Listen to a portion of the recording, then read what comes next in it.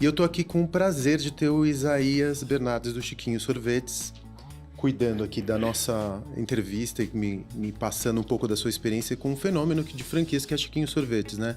Uma empresa que começou na década de 80, você estava me contando aqui antes da gente abrir o microfone, e que começou de uma maneira muito simples, né? Me conta, teu pai, ele trabalhava numa fazenda, né? Ele trabalhava, você tava vocês tinham uma pequena operação de pecuária ali no sítio e de repente vocês... O que fez o teu pai querer montar uma sorveteria? Olá, prazer estar aqui com você, compartilhando um pouco da nossa história com o ouvinte também do canal. Massa. E a nossa história é muito simples, é a origem da minha família. Nós somos do Triângulo Mineiro, de Frutal, Minas. E o meu pai, 12 filhos. Você é o 11º, né? Sou o 11º filho, meu pai é um sitiante. E a história da família foi assim, todos na fazenda, criado ali, uma vida difícil. Meus irmãos mais velhos já iam para a roça, plantar lavouras. E eu, como era um dos caçulos mais novos, eu ficava em casa, eu cuidava das criações, de tratar dos animais, ajudava em tirar o leite, levantava 4 horas da manhã para tirar leite. E assim foi o nosso início, a nossa vida. E assim que meus irmãos foram ficando mais velhos, foram casando, saindo, um saiu para estudar, foi para São Paulo para estudar, então e ficou eu, meu pai, a minha irmã mais nova e eu, ficamos nós só. E meu pai, preocupado com o nosso futuro na fazenda, não deslumbrava nada, sugeriu nós mudar para a cidade de Frutal, Minas, para eu dar sequência ao estudar, porque na fazenda era limitado. Era escola rural, escola rural. Ia só até o primário naquela época? Só até o 4º ano primário. E aí eu mudei para a cidade de Frutal, comecei a estudar à noite, trabalhava de dia em supermercado, fazendo entrega, fazendo alguns serviços. Quantos anos você tinha quando você mudou para Frutal? Eu tinha 14 anos. 14, então, já adolescente. Já. Adolescente, eu fui estudar um pouco até tardio. E comecei a trabalhar em supermercado durante o dia, estudava à noite, fui até o 2º colegial na época.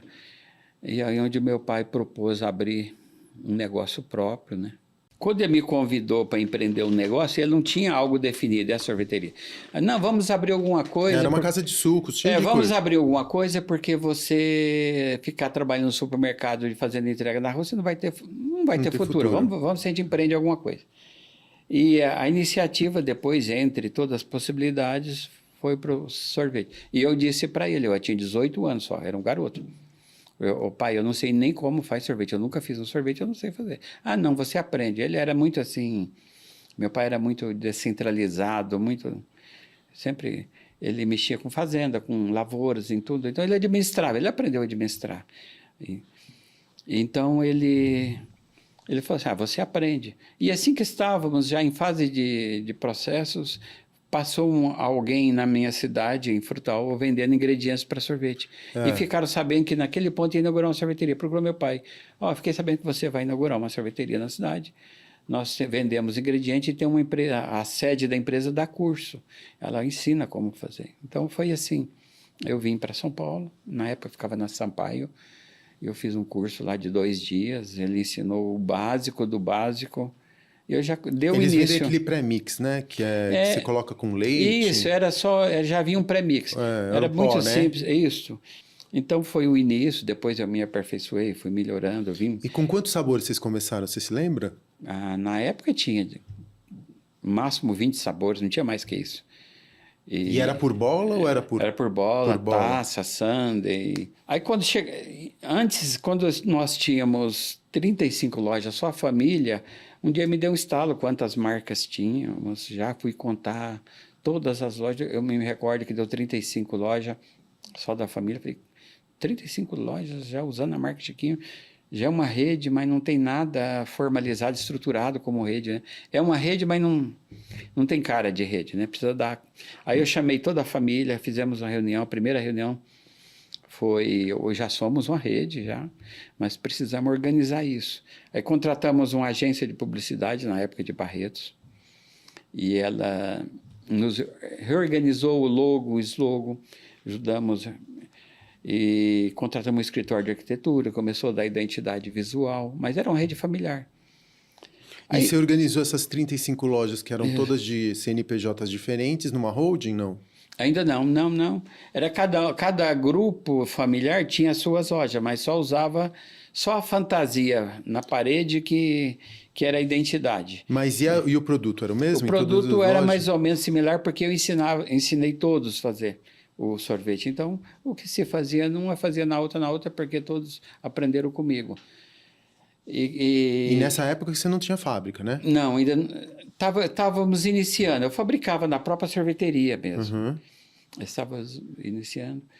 E quando nós já estávamos organizados, já como rede, fizemos a primeira propaganda na TV, na época, na TV Globo de Ribeirão Preto e de São José do Rio Preto, só na regional ali.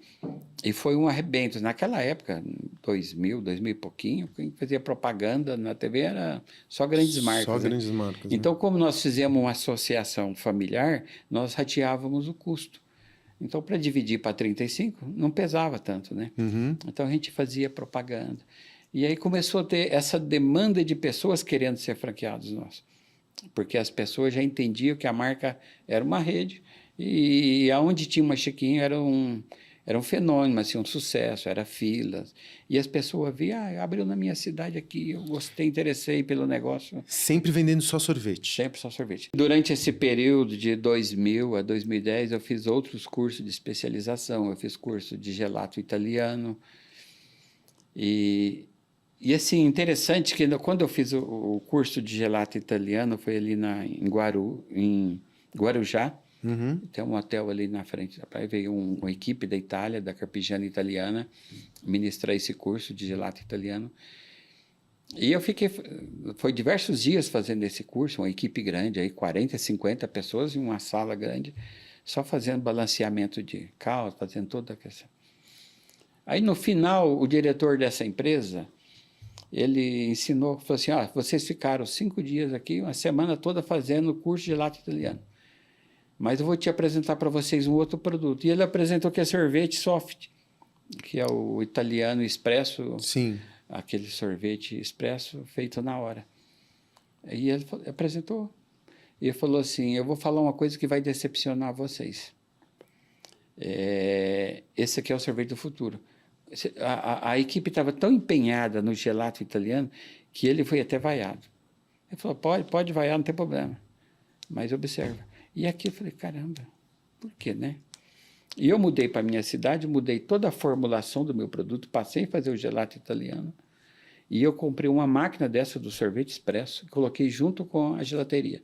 Falei, vou fazer uma brincadeira. E eu ficava observando que domingo à noite, que é o dia da sorveteria do interior, é domingo, né? Sim, sim. Aí domingo à noite fazia uma fila no sorvete expresso italiano e fazia uma fila no gelato também. Então tinha público. Dois produtos, tinha público para os dois produtos. E qual que era o sabor que você tinha? Era só um sabor, né? Dois, vanilha e chocolate, sempre foi Vanilha os dois. chocolate. Até hoje é assim.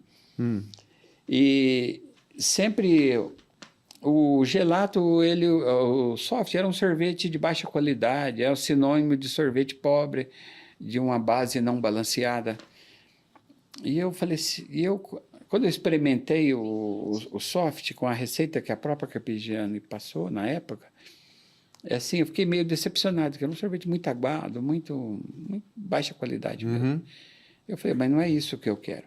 Aí eu fiz um teste, peguei a minha mesma base de gelato italiano e coloquei na máquina. Quando eu tirei, saiu um outro produto totalmente, nossa, com altíssima qualidade. E assim foi o início.